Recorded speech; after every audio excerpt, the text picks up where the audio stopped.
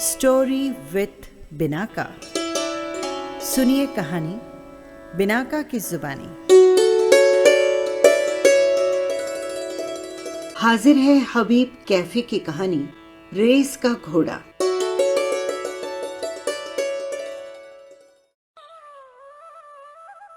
यादों का सिलसिला चल निकला तो हसन को याद आया। उस रोज तीसरे पहर बाड़े के अहाते में टाट के पर्दे के पीछे बड़ी हलचल मची थी। घर की गहरे लाल रंग की घोड़ी वहां पर दर्द के मारे बेचैनी के आलम में तड़फड़ा रही थी। इधर एक तरफ अपने मुकाम पर बैठा हसन सोचने लगा कि घोड़ी ने इसी आलम में उसकी अम्मी और बहन को अपनी टापों की जद में लेकर जख्मी कर डाला तो क्या होगा। लेकिन अगले ही पल उसने इस ख्याल को अपने जहन से झटक डाला। इसकी बड़ी वजह यह थी कि घोड़ी से ऐसी उम्मीद की गुंजाइश ही नहीं थी। उसकी समझदारी और शराफत पर हसन को पूरा पक्का यकीन था। पर्दे के पार हलचल में अचानक ही तेजी आ गई तो हसन ने उस तरफ तवज्जो की। इतने में घोड़ी की तेज तीखी हिनहिनाहट कानों में पड़ी तो वो कुछ भी समझ नहीं पाया कि आखिर चल क्या रहा है। लेकिन हकीकत जान लेने की उसकी जिज्ञासा अगले ही कुछ क्षणों में खत्म हो गई जब उसने अपनी अम्मी और इसके साथ ही बहन की आवाज भी सुनी। शुक्र है खुदा का कि उसने आसानी कर दी। माशाअल्लाह, कितना खूबसूरत बच्चा दिया है हमारी घोड़ी ने। खुदा नजरे बद से बचाए, चश्मे बददूर। मामला आखिर जब हसन की समझ में आ गया तो उसकी जिज्ञासा ने बड़ा जोर मारा कि वो भी घोड़ी के नवजात बच्चे को देख डाले। इसी के तहत अपनी जगह से उठकर वो बड़ी तेजी के साथ टाट के उस पर्दे की तरफ गया जिसके पार हलचल हो रही थी। एक जगह से फटे पर्दे पर आंख लगाकर उसने देखा। अपनी अम्मी और बहन के आड़े तिरछे होने के बावजूद देखने में आया कि थोड़ा थोड़ा खून और सफेद लसलसे पदार्थ में लिथड़ा हुआ वो नवजात अपने पैरों पर खड़ा होने की कोशिश में है और उसकी माँ उसे लगातार चाटे चली जा रही है। नर्म मुलायम चमकदार चमड़ी वाला बच्चा बहुत ही प्यारा लग रहा था। हसन को ये भी याद आया, मदरसे के बाद स्कूल की पढ़ाई में उसकी खास दिलचस्पी नहीं रही थी। 8वीं जमात के बाद तो स्कूली तालीम से उसने मुंह ही मोड़ लिया था। दुनियादारी समझाने की गरज से उसकी अम्मी ने उससे कई बार कई तरीके से कहा भी, देख बेटा, अब तो माशाअल्लाह से जवान हो चला है। 18 बरस कम नहीं होते उम्र के। इतनी उम्र में तो तेरे अब्बा अच्छी कमाई करने लगे थे। खुदा जन्नत नसीब करे उन्हें। ब्याह कर वो मुझे भी ले आए थे। फिर अल्लाह का ऐसा करना हुआ कि बस 1 बरस बीतने न बीतने तू भी आ गया इस दुनिया में। और एक तू है कि कमाने का कुछ भी ठीक नहीं है तेरे। तालीम भी तेरी कुछ खास नहीं है। कमा खाने का कोई हुनर सीख डालने के लिए कहती हूं तो इस तरफ तवज्जो ही नहीं देता है तू। ये तो अल्लाह का करम है कि घर में मवेशी और बकरियां हैं। दूध दही और मक्खन घी वगैरह की बदौलत रोटी रोजी का जुगाड़ जैसे तैसे हो ही जाता है, वरना तो भूखों मरने की नौबत आ जाए। फिर क्या हुआ? गाय के बछड़ों और बकरी के मेमनों से हसन को हमेशा से ही बड़ा लगाव था। अब जो घोड़ी ने बच्चा जना तो उससे बड़ी मोहब्बत हो गई। उसका ज्यादा वक्त अब उस बच्चे के साथ ही गुजरने लगा। बच्चा धीरे धीरे बड़ा होता गया, लेकिन हसन के दिल में उसकी मोहब्बत में कमी नहीं आई, बल्कि उसकी मोहब्बत में इजाफा ही देखा गया। देखते ही देखते ये बच्चा जब पूरा घोड़ा बन गया तो उसकी अम्मी के अलावा दीगर लोगों ने भी मशवरा दिया कि उसका कुछ ऐसा किया जाना चाहिए कि आमदनी का जरिया बन जाए। यक्के में उसे जोतकर सवारियों से कुछ कमाई की जाए। इस बीच घोड़ी की उम्र ढल चली तो उसके दाम खरे कर लिए गए। मां से बिछड़ते वक्त घोड़े ने कोई उधम नहीं मचाया, वो इसलिए कि हसन से वो कुछ ज्यादा ही हिला हुआ था। और वो उससे क्यों न हिला होता। हसन ने उसे खिलाने पिलाने में कभी कोई कसर नहीं रखी थी, बल्कि रिजके के अलावा गुड़ और चने की दाल के साथ ही वो उसे एक बुजुर्ग के द्वारा सुझाए गए अंग्रेजी कैप्सूल भी देने लगा था। इसका खुशगवार नतीजा भी उसकी आंखों के सामने था। घोड़ा हवा से बातें करने में माहिर होता गया। मर्जी के खिलाफ मन मारकर हसन को आखिर उसे यक्के में जोत देना पड़ा। वजह इसकी सामने की थी आमदनी। गाय, भैंस और बकरियों का दूध देना कम हो गया तो इसका सीधा असर मक्खन और घी पर पड़ा। कम होते होते आमदनी इतनी कम हो गई कि घर में 2 जून की रोटी का भी जुगाड़ नहीं हो पा रहा था। इन्हीं हालात में कमाल को यक्के में जोत देना पड़ा। हाँ, यही नाम रखा था हसन ने अपने अजीज घोड़े का, कमाल। यक्के में जोतने के अलावा शादी ब्याह में भी कमाल को काम में लिया जाने लगा। जाहिर है कि यह सब घर की आमदनी के लिए ही किया जाने लगा था। सर्दियों के दिनों की ही बात है। किसी बनिए दूल्हे के लिए कमाल को ठीक किया गया। मामूल के मुताबिक दूल्हा बड़ी आन बान और शान के साथ इस पर सवार हुआ। सिखाया हुआ कमाल ठुमक ठुमक कर अपने ही अंदाज में जैसे नाचता हुआ चल रहा था कि वो मुंबई से आए हुए एक मेहमान बराती की निगाह में आ गया। लोगों से पता करके बारात में ही उस मेहमान ने हसन से बात की। गाजे बाजे और ढोल ढमाकों के बीच ही उसने कमाल को बेच डालने की पेशकश कर डाली, लेकिन हसन ने उसे हंसकर टाल दिया। वो मेहमान बाराती भी आसानी से हार मानने वाला नहीं था। उसने उससे सुबह इत्मीनान से बात करने के लिए कहा और अगली सुबह ही वो हसन के बाड़े में था। अरे हसन भाई, मैंने कहा था ना कि मैं सुबह बात करूंगा, सो देखो मैं चला आया। मुझे चंदन कहते हैं। हसन की तरफ उसने हाथ बढ़ाया। आप आए, इसके लिए आपका शुक्रिया। हसन ने उनसे हाथ मिलाया। रात बारात में बड़ी भीड़ थी, आपसे पूरी बात नहीं हो सकी, फिर भी आपकी बात मैंने समझी। हसन ने घोड़े की पीठ पर हाथ फिराते हुए कहा, मैं आपको बता चुका हूं कि इसे बेचने का मेरा कतई इरादा नहीं है। आपकी मर्जी, न बेचें, लेकिन इसके साथ मुंबई तो आप चल ही सकते हैं ना। चंदन की बात न समझ पाने के सबब से वो उसे सवालिया निगाह से देखने लगा। अरे ये कोई पहेली या राज की बात नहीं है। असल में ऐसे शानदार घोड़े की वहां रेस के मैदान में जरूरत है। बात का खुलासा हुआ तो भी हसन ने इनकार कर दिया। बाद में इधर उधर की बात के बाद जेब से निकालकर चंदन ने बड़े नोटों की गड्डी हसन को पेश की तो वो उसे देखता ही रह गया। असल में उसने एक साथ इतनी बड़ी रकम कभी नहीं देखी थी। रुपए देखकर हसन की आंखों में चमक आ गई। अगले ही पल चंदन की पेशकश को मंजूरी देते हुए नोटों की वो गड्डी उसने अपनी जेब के हवाले कर डाली। नोटों की गर्मी ने हसन के हालात और उसके घर का नक्शा ही बदल कर रख दिया। वक्त पर अच्छे खाने और फल वगैरह के कारण घर के उन तीनों ही लोगों की रंगत ही बदल गई। इनमें भी उसकी बहन का रंग कुछ ज्यादा ही निखर आया तो उसकी अम्मी को उसके हाथ पीले कर डालने का ख्याल आया। अच्छे खाते पीते घराने के रोजगार से लगे नौजवान अब्दुल हमीद से उसकी सगाई महीनों पहले हो चुकी थी, लेकिन माकूल रकम का बंदोबस्त न होने की वजह से मामला अटका हुआ था। अब जबकि रुपए पैसे की कोई कमी नहीं रह गई तो वक्त पर उसके हाथ पीले करके खुशी खुशी विदा कर दिया गया।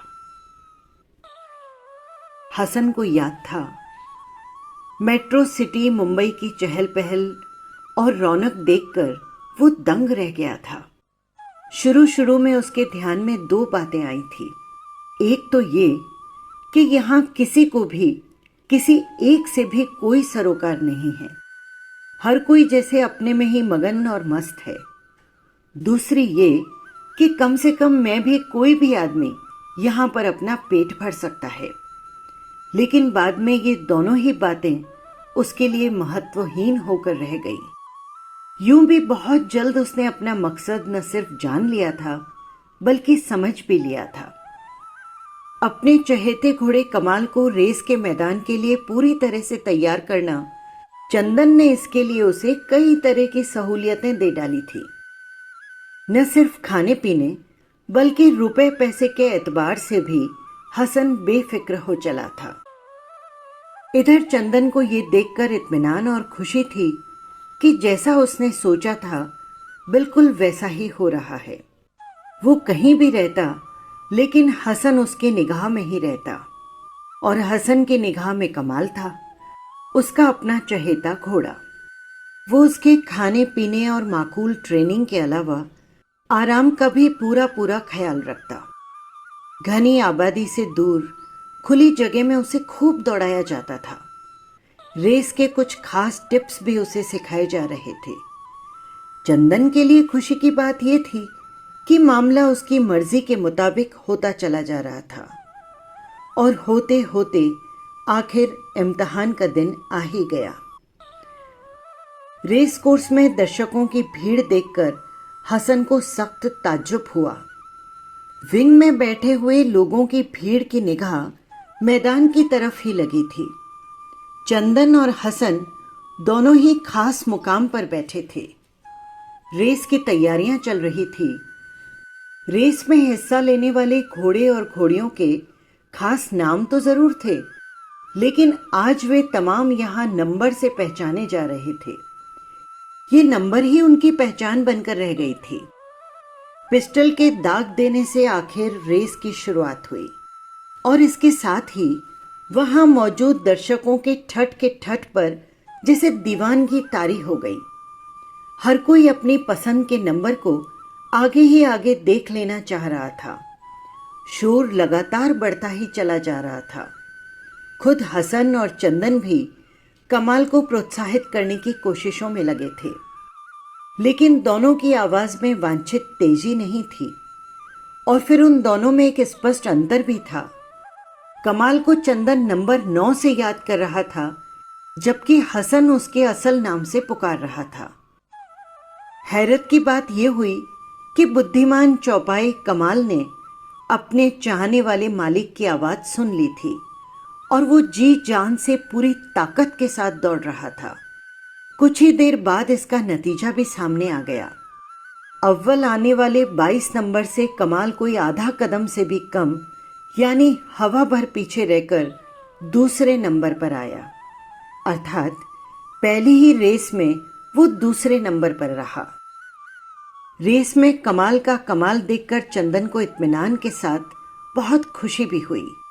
घोड़े को इस मुकाम पर पहुंचाने के लिए वो हसन से भी बहुत खुश था। इसी खुशी के तहत रेस के तीसरे दिन हसन को उसने मालो दौलत से नवाजा, तो वो हैरत ज़दा होकर अपने वजूद पर यकीन कर लेने के लिए मजबूर हो गया। इसी बीच उसे याद हो आया कि कहाँ तो पैसे पैसे की मोहताजी में 2 वक्त की रोटी के लिए भी तरसना पड़ जाया करता था, और कहाँ ये दौलत का अंबार। जाहिर है कि सब कमाल के कारण ही मुमकिन हो सका था। रेस में उसने कमाल जो कर दिखाया था। दौलत के आ जाने से हसन की हालत और हालात में साफ तौर पर खुशगवार तब्दीली चली आई थी। गांव में उसका शुमार इज्जतदार और रईसों में होने लगा था। उसके रहने की जगह अब शानदार मकान था जो दूर से ही पहचान में आ रहा था। उसके बाड़े में अब स्वस्थ और मजबूत मवेशियों की तादाद में भी खासा इजाफा हो गया था। लेकिन खुद हसन का इधर अपने गांव में आना बहुत कम हो चला था। अपने कमाल के साथ हसन शहर के शानदार और महंगे इलाके में रहने लगा था। ये एक खुला इजाफा था। कमाल के साथ प्रैक्टिस करने में यहाँ उसे बड़ी आसानी थी। चंदन की हिदायत के मुताबिक वो अगली रेस की तैयारी में लग गया था। चंदन की ये हार्दिक इच्छा थी कि हसन रेस जीत लेने के तमाम गुर सीख जाए। इस दफा वो खुद ही जॉकी बनकर इस रेस में हिस्सा लेने का इरादा रखता था। इसके लिए सख्त प्रैक्टिस और अनुशासन का पालन किया जा रहा था। खाने पीने का माकूल इंतजाम तो पहले ही था और होते होते आखिर फिर इम्तिहान का वक्त आ गया, यानी रेस का दिन।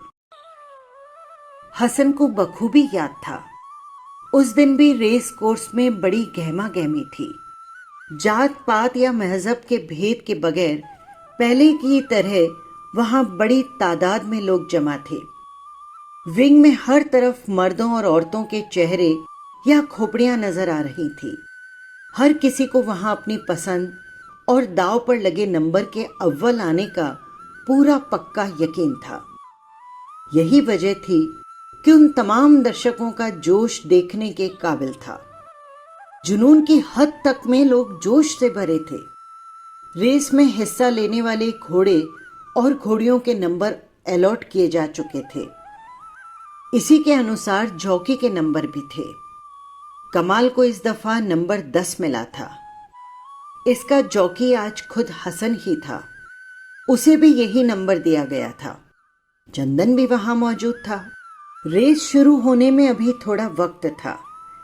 इसी का फायदा उठाते हुए हसन को चंदन ने कुछ जरूरी हिदायतें भी दे डाली और फिर खुद चंदन के साथ ही वहां मौजूद दीगर लोगों को भी मैदान छोड़ देने की हिदायत मिली।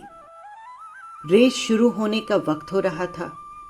जॉकी और पिस्टल मैन के अलावा आखिर तमाम लोग वहां से रुखसत हो लिए और आखिर पिस्टल की आवाज के साथ ही रेस शुरू हो गई। मंजर और माहौल वही था। दर्शकों का कान फोड़ शोर, अपनी अपनी पसंद के नंबरों का उत्साहवर्धन जोश और जुनून भी वही था। जॉकी की एड़ और अलग अलग नंबरों का हवा से बातें करना, एक दूसरे से आगे निकल जाने की जी तोड़ कोशिश। कोई कोई नंबर पीछे और बहुत पीछे छूटता तो कोई चंद ही इंचों के फासले से रेस में बरकरार। कोई कोई सबसे आगे निकलकर फिर पिछड़ जाने वाला तो कोई पीछे रहकर भी आगे आ जाने वाला। रेस पूरे शबाब पर थी। इसके साथ ही दर्शकों का जुनून और जोश देखने के काबिल था। होते होते इस रेस का आखिरी लम्हा भी आ गया और इसके साथ ही फैसला भी हो गया। नतीजा सामने था। नंबर 10 + 10 अव्वल, यानी कमाल के साथ ही हसन भी अव्वल। रेस के नतीजे ने इस बार एक हंगामा ही बर्पा कर दिया था। उसी के साथ चंदन ने हसन के आगे नोटों का ढेर लगा दिया था। असल में उसे इस बात का डर सताने लगा था कि अपने कमाल के साथ ही हसन कहीं उससे दामन न छुड़ा ले। अगर ऐसा हुआ तो उसके लिए करेंसी नोट छापने वाली मशीन ही बंद हो जाएगी। लेकिन हसन ने उसे यकीन दिलाया कि वो किसी भी सूरत में ऐसा नहीं करेगा।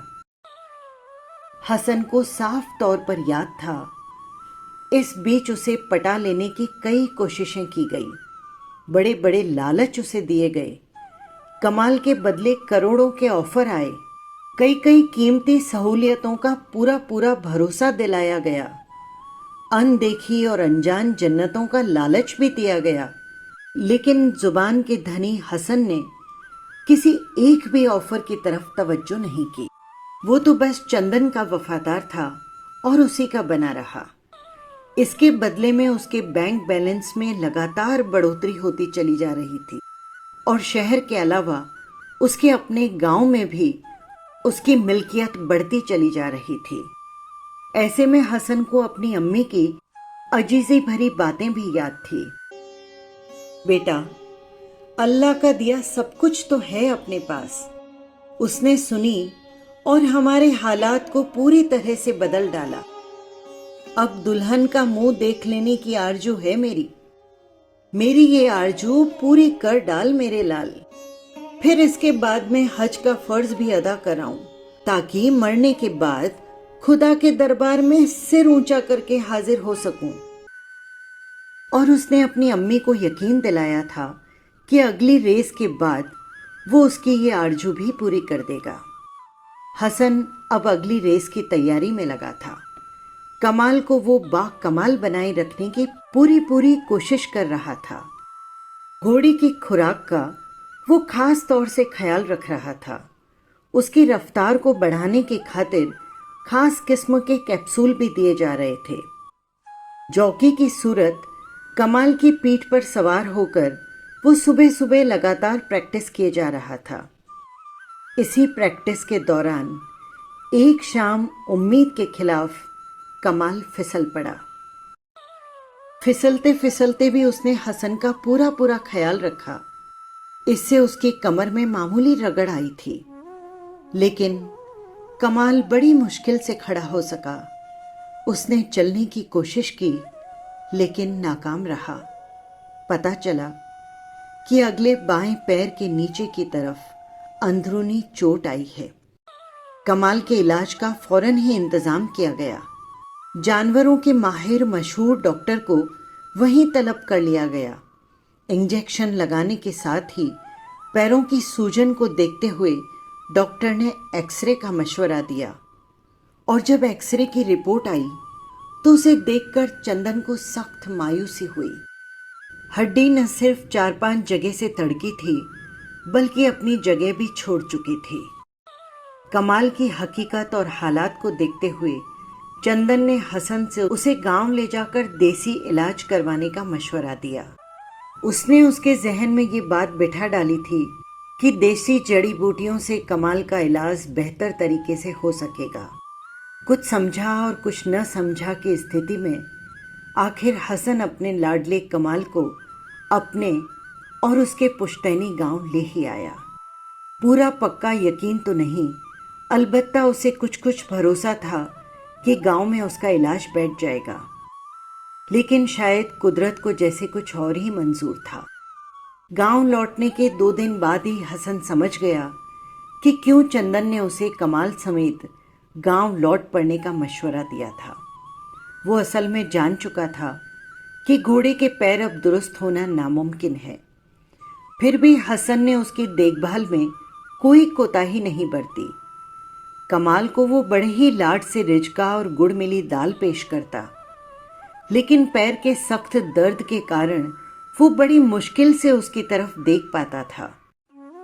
हसन के देखने में आ रहे थे कमाल की आंखों से बहते हुए आंसू। इन आंसुओं के कारण उसके चेहरे पर लंबी लंबी लकीरें बन गई थी। कमाल अब एक ही जगह बैठे रहने के लिए मजबूर था। हल्दी, तेल और देसी जड़ी बूटियों ने अपना कोई असर नहीं दिखाया। होते होते कमाल का वजन कम होता चला गया और उसकी आंखों से बहने वाले आंसुओं में इजाफा होता चला गया।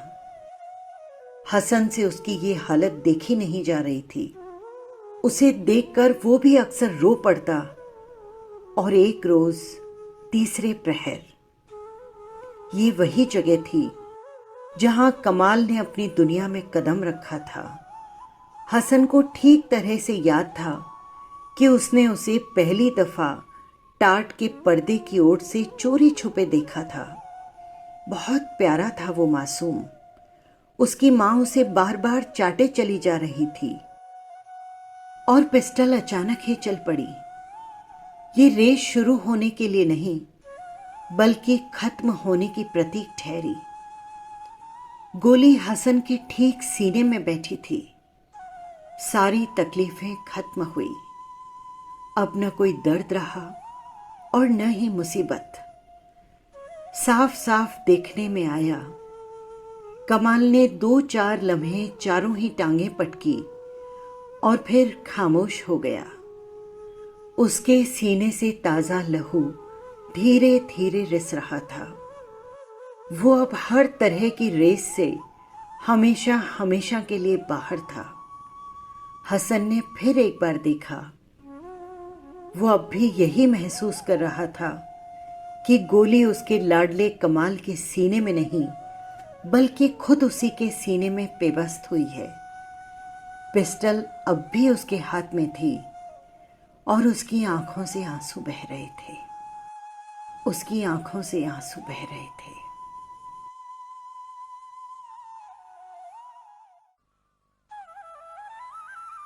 बस यही थी कहानी। आपको कैसी लगी कमेंट बॉक्स में ज़रूर लिखिएगा। और हाँ, यदि आपने चैनल को सब्सक्राइब नहीं किया है तो कर लीजिएगा, जिससे हर कहानी सबसे पहले पहुंच सके आप तक। फिर मिलेंगे किसी नई कहानी के साथ। नमस्कार।